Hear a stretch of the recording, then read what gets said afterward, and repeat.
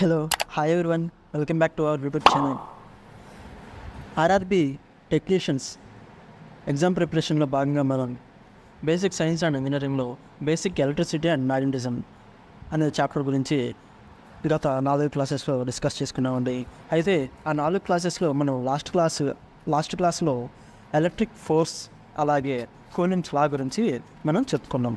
అయితే కూలింగ్స్ లాలో మనం చెప్పుకున్న దాన్ని బట్టి force is directly proportional to the product of their charges and inversely proportional to the square of their separation distance. ఇలా మనం కూలింగ్స్ లాని డిఫైన్ చేసుకున్నాం. అయితే మనకి ఇప్పుడు డయాగ్రామెటికల్గా ఒకసారి దాన్ని చూసి అయితే ఏదైతే ఈ కూలింగ్స్ లాలో మనకి ఎలక్ట్రిక్ ఫోర్స్ ఏదైతే ఫోర్స్ ఉందో అది ఛార్జెస్కి డైరెక్ట్లీ ప్రపోర్షనల్, అంటే electric force is directly proportional to their charges and inversely proportional to their distance. మొత్తం ఇక్కడ మనకి 3 మేజర్ కాన్సెప్ట్స్ కనపడుతున్నాయి: electric force, charge and distance. ఈ 3 ఫోర్సెస్ అనేవి మనకు కనపడుతున్నాయి. అయితే వీటి మధ్య రిలేషన్ అనేది కూలింగ్స్ లా ద్వారా మనం ఎలా ఎక్స్ప్రెస్ చేయాలి అనేది, ఎలా ఎక్స్ప్రెస్ చేస్తాము అనేది ఒకసారి చూడండి. యాక్చువల్గా మనం అనుకున్నది ఏంటంటే, మనకి ఇక్కడ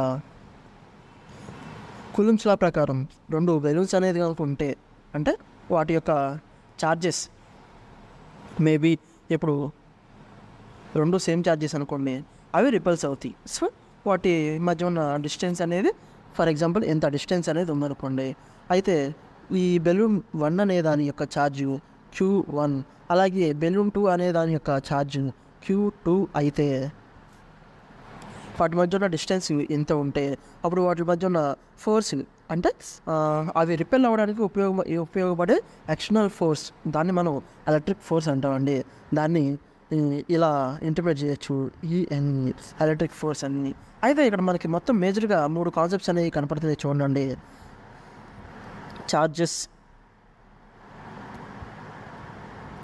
ఈ 2 బెలూన్స్ యొక్క ఛార్జ్ అది Q1 అండ్ Q2గా ఉన్నాయి. అలాగే డిస్టెన్స్ మనకు కనపడుతున్న కాన్సెప్ట్. ఇక 3వది వచ్చేసి ఎలక్ట్రిక్ ఫోర్స్. ఏంటంటే 3వది వచ్చేసి ఎలక్ట్రిక్ ఫోర్స్. అయితే వీటి మధ్యన రిలేషన్ అనేది ఏంటి అనేది ఒకసారి మనం చూడండి.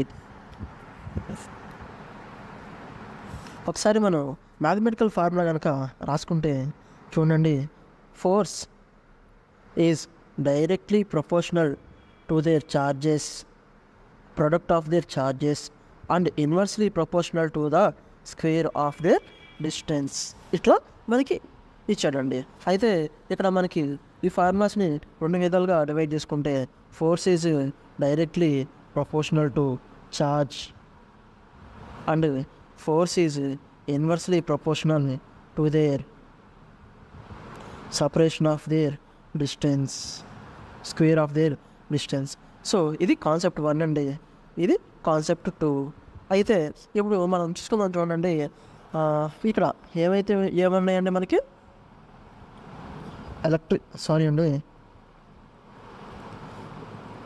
ఇది కాన్సెప్ట్ 1, ఇది కాన్సెప్ట్ 2. వీటి మధ్య రిలేషన్స్ అనేది ఒకసారి చూడండి. ఎలక్ట్రిక్ ఫోర్స్, ఇది కాన్సెప్ట్ 1 తీసుకుందాం చూడండి. Force is directly proportional to charges, product of their charges. అయితే ఇక్కడ మనకి దీని అర్థం ఏంటంటే, వన్స్ మనకి వాల్యూ ఆఫ్ Q అంటే ఛార్జ్ వాల్యూ కనుక ఇంక్రీజ్ అయిందనుకోండి, మనకి ఎలక్ట్రిక్ ఫోర్స్ కూడా ఇంక్రీజ్ అయ్యిద్ది. వన్స్ ఎలక్ట్రిక్ ఛార్జ్ కనుక మనకి డిక్రీజ్ అయిందనుకోండి, ఫోర్స్ కూడా డిక్రీజ్ అయ్యిద్ది. ఇలా మనకి ఇంటిమేట్ చేశాడు. మరి కాన్సెప్ట్ 2 చూడండి. If distance is increased then electric force is decreased. Otherwise if distance is decreased electric force is increased. ఈ 2 కాన్సెప్ట్స్ ద్వారా మనం ఇవి తెలుసుకోవచ్చండి. అయితే ఫర్ ఎగ్జాంపుల్ దీనికి మనం న్యూమరికల్గా చూడండి.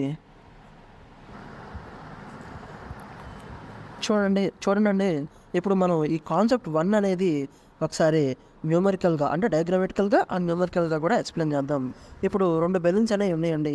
వాటి యొక్క ఛార్జెస్ మనం Q1 అలాగే Q2 అనుకుంటే వాటి యొక్క డిస్టెన్స్ మనకి D, అలాగే వాటి మధ్య ఉన్న ఎలక్ట్రిక్ ఫోర్స్ అనేది ఇట్లా అనుకుంటే ఇప్పుడు ఒకసారి మనం చూద్దాం చూడండి.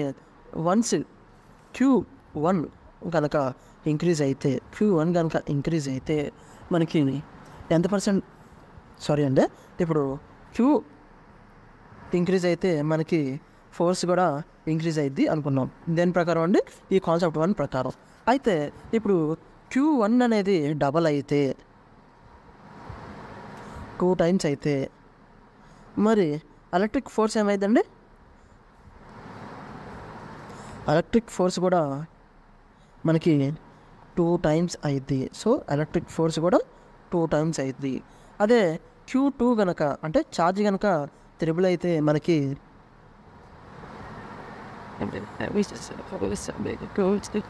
చూడండి, ఛార్జ్ కనుక మనకి త్రిబుల్ అయితే ఫోర్స్ కూడా మనకి త్రిబుల్ అవుతుంది. నేను మీకు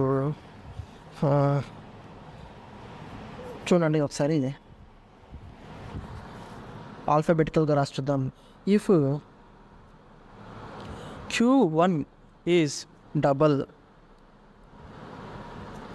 then electric force is also double. అయితే ఇప్పుడు పాయింట్ 2 చూడండి.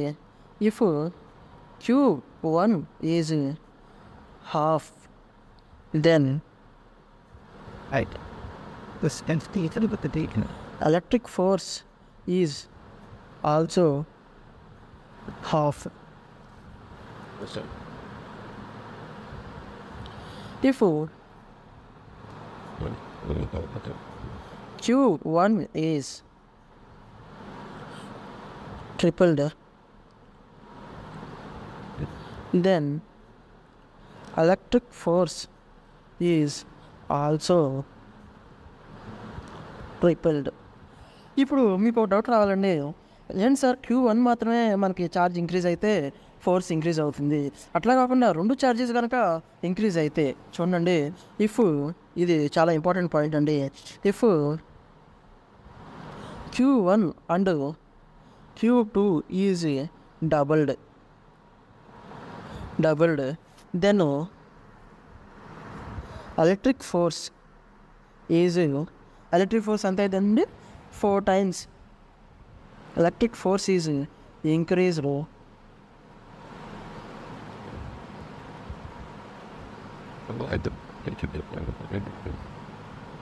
to its 4 times.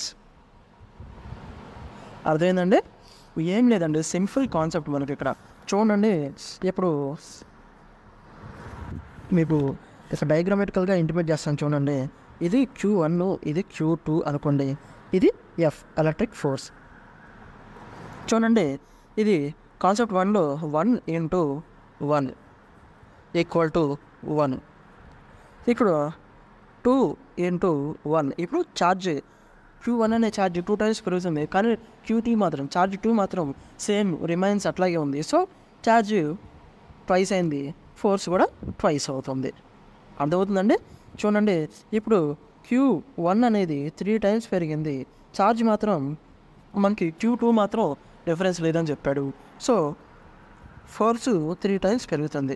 If Q1 = 2 times పెరిగితే ఈ కాన్సెప్ట్ చూడండి.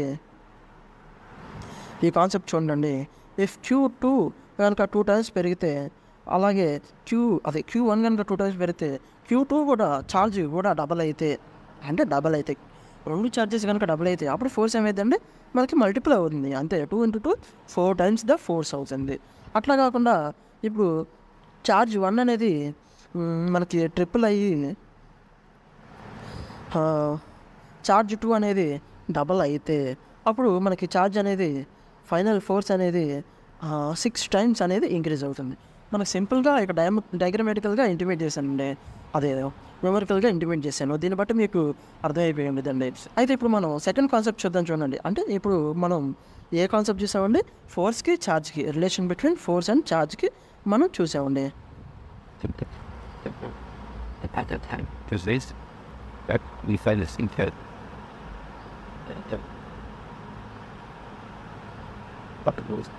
ఇప్పుడు మనం relation between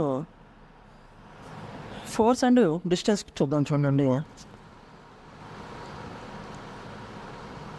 relation between electric force and distance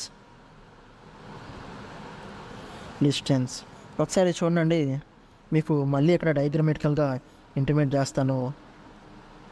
for example మనం స్టార్టింగ్ నుంచి అనుకుంటున్న 2 బెలూన్సే చూద్దాం. చూడండి, ఇది బెలూన్ 1, ఇది బెలూన్ 2 అండి.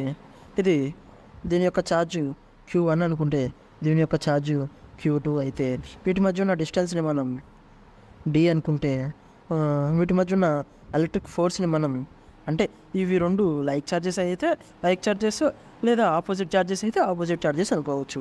సో ఇప్పుడు మనం ఈ 2 లైక్ ఛార్జెస్ అనుకుందామండి. చూడండి, ఈ 2 పాజిటివ్ ఛార్జెస్ అయితే ఇవి రిపల్స్ అవుతాయి, అంతే కదండి.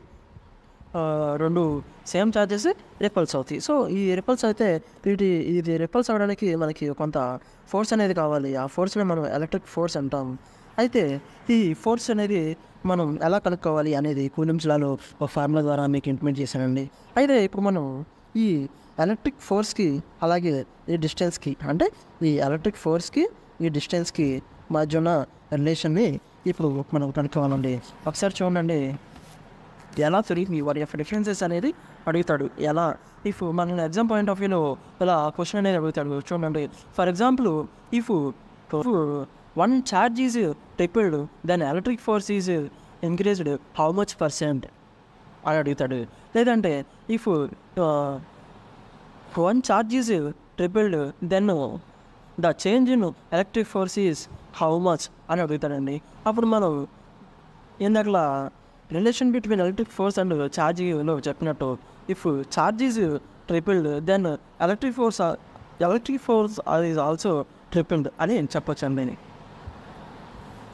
అయితే ఇప్పుడు మనం ఈ ఎలక్ట్రిక్ ఫోర్స్ అండ్ డిస్టెన్స్ మధ్య రిలేషన్ అనేది చూద్దాం. చూడండి, ఫర్ ఎగ్జాంపుల్ ఈ 2 లైక్ ఛార్జెస్ అయితే ఇవి రిపల్స్ అవుతాయి. రిపల్స్ అయినప్పుడు వాటి మధ్య ఉన్న డిస్టెన్స్ అనేది పెరుగుతుంది. సో ఆ డిస్టెన్స్ పెరగడం వల్ల ఎలక్ట్రిక్ ఫోర్స్ అనేది పెరుగుతుందా తగ్గుతుందా అనేది మనం చూడాలండి. ఒకసారి చూడండి, ఒకసారి మనం కూలంబ్స్ లా ప్రకారం ఈ ఎలక్ట్రిక్ ఫోర్స్ అండ్ డిస్టెన్స్కి మధ్య ఉన్న ఫార్ములా అనేది చూడండి. Electric force is inversely proportional to the product of their charges and is electric force is directly proportional to the product of their charges and inversely proportional to the square of their distance అని ఎట్లా ఇచ్చాడు. మనం ఇందులో 2 concept చెప్పుకున్నాం కదండి.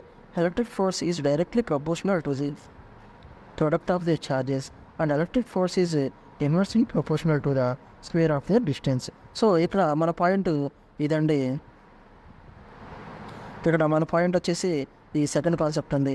ఈ second కాన్సెప్ట్లో కనుక మనం చూసుకుంటే మనకి ఏం జరిగిందండి, ఇప్పుడు ఎలక్ట్రిక్ ఫోర్స్ అనేది ఇంక్రీజ్ అయితే డిస్టెన్స్ అనేది డిక్రీజ్ అవుతాయి. అంటే మనకి ఇక్కడ ఇన్వర్స్లీ ప్రపోర్షనల్ అని ఇంటిమేట్ చేశాడు ఈ కూలంబ్స్ లా ప్రకారం.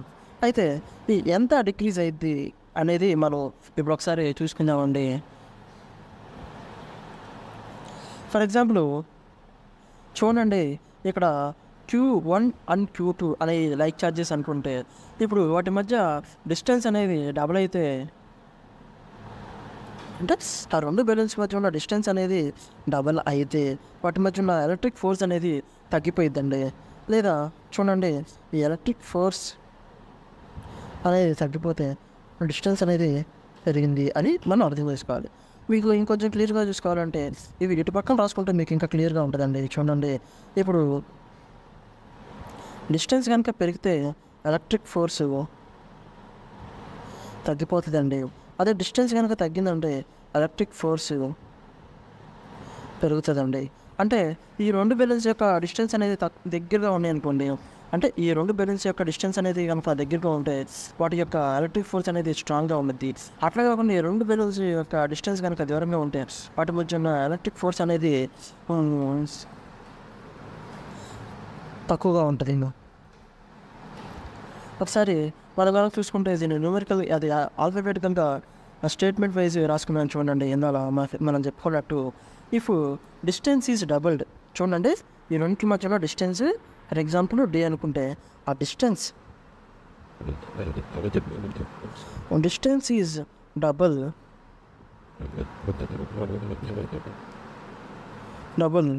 దెన్ ఫోర్స్ ఎంత అవుతుంది, యాక్చువల్గా ఫోర్స్ డిక్రీజ్ అవ్వాలి. ఎంత డిక్రీజ్ అయ్యింది అనేది మనం కనుక చూసుకుంటే 1/4 టైమ్స్ అయింది.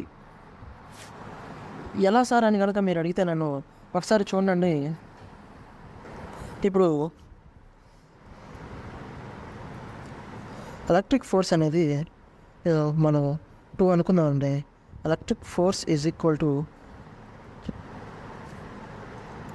Distance square. ఈ ఎలక్ట్రిక్ ఫోర్స్ కనుక మనకి ఎంతో తెలియదు, సరే దాన్ని పక్కన పెట్టండి.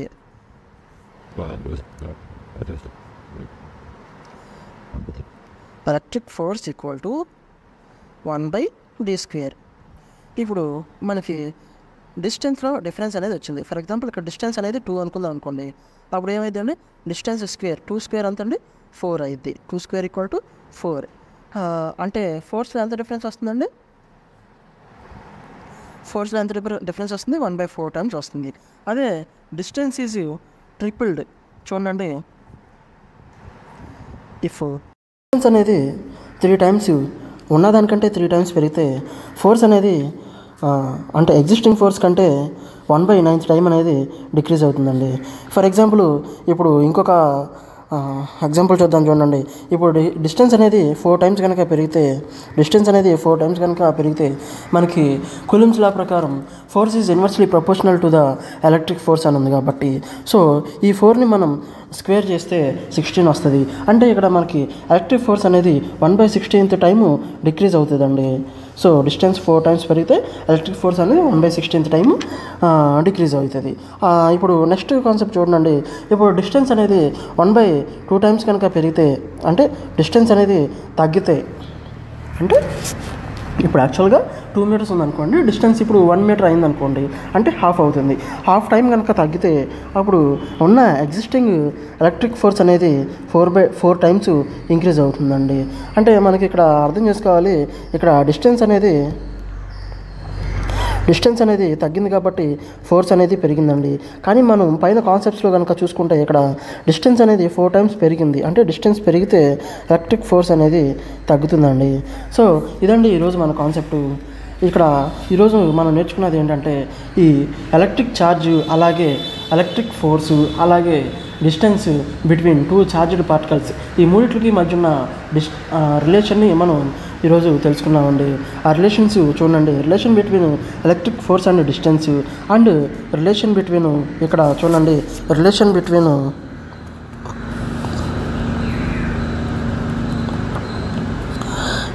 Between charge